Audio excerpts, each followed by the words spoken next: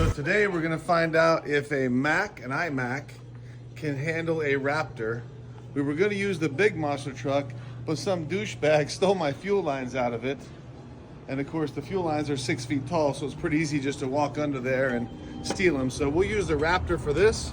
I think the Raptor should win, but we're gonna find out. The Mac might hold up. Let's see what happens. Right there, Mac computer.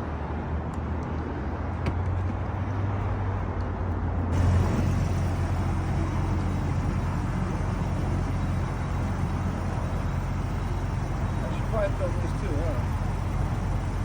This is Apple computer versus Mac.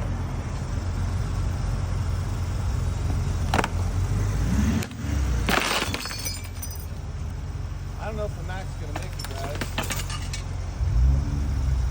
It looks like it busted. Maybe the background will be better.